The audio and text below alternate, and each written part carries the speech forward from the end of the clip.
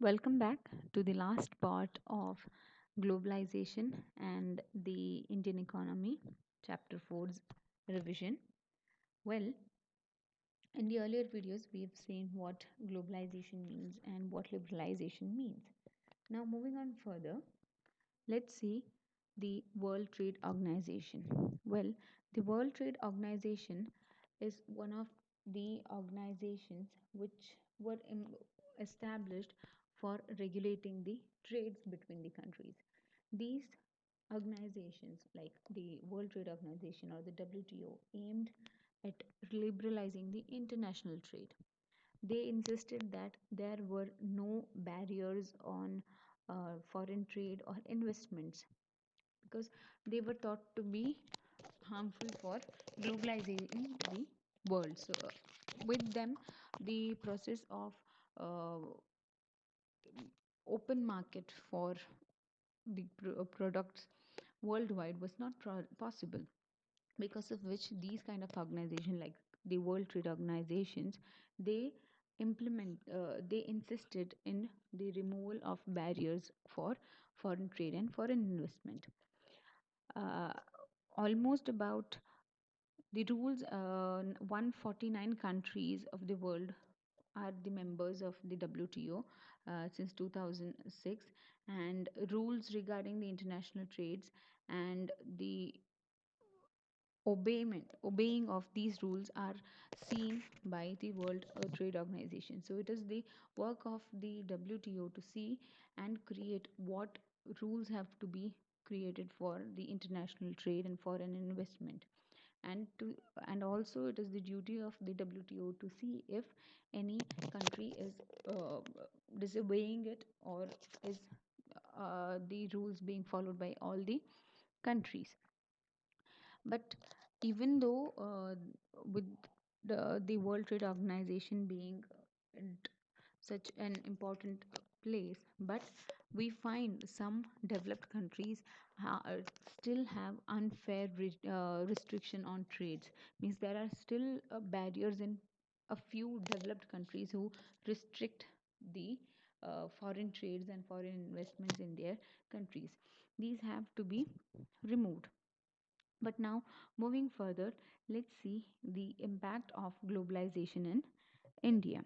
Well, talking about the advantages, we find that number of consumers, particularly the well-off section of the country, that is the urban areas, have been able to get the utmost advantage due to globalization. Because of the markets being open, the local companies are also able to get the new technology for producing their product, and this has increased the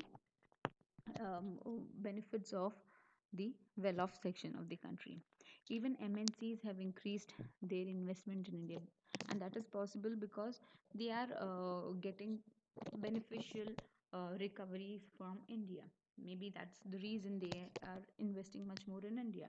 But with all these things, we find one more thing important, and that is the opportunities for our local Indian companies uh, have increased because of the globalization, especially the information technology. IT companies have improved very much with the globalization in India.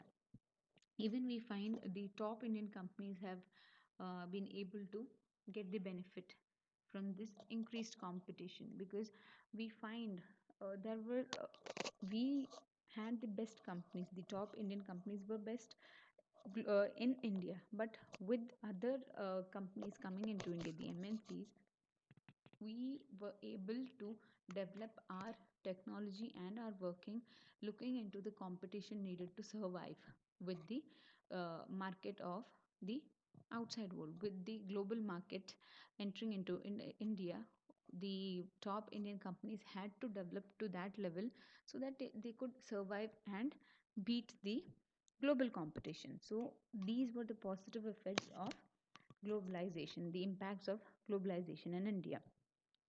But we also find struggles due to globalization. Every coin has two sides. In the same way, we find globalization is also having a struggle for fair fair globalization? Well, the concept of fair globalization means to create opportunities for all. Means may that be educated or illiterate, may that be a skilled or non-skilled person, everyone is able to get the opportunity. That is, fair globalization would create opportunities for all and also ensure that benefits of globalization are shared better way. Everyone is getting the benefit, right?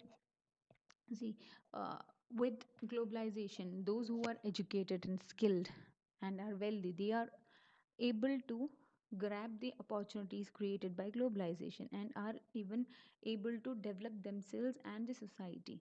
But talking about the small scale local workers or local producers, they are not able to develop because of the competition, and because of the competition they are not even able to survive the competition in the market because of lack of technology or the rapid growth of other MNC companies. These local companies are not able to survive. So with globalization, we need to see that every aspect of the what we can economy of India is developed.